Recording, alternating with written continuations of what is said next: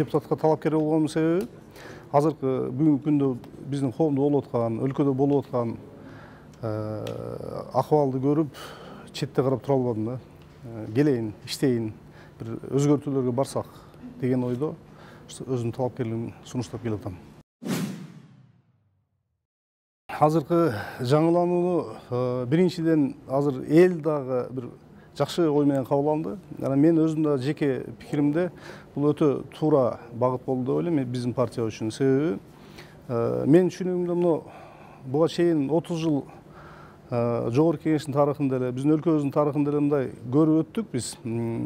Биздин улуу мундар бир жолу баягы Советтер Союзунда жашап, ошол системага калыптангандай да. Бир жаңыланууну эч ким каалабайт. Же бир корккондой. Ошон үчүн азыркы замандын талабы жаштар келди бизге. Коркпой жаңыланууга барыш керек да. Ар тараптуу.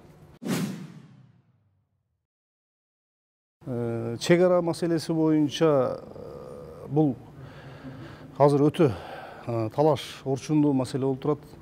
Бул жерде мен оюмча жана Союз убагында границалар такталган, бөлүнгөн да.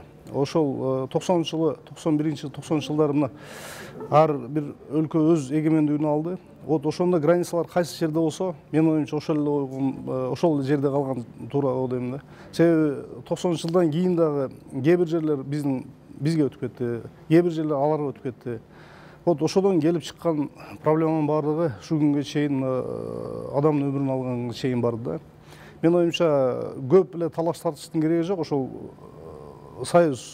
Советтер Союзу бөлүнгөндөн кийинки чек аралар боюнча эле калган жакшы да. Кээ бир талаш маселелерди отуруп чечсе боло турган эле маселелер.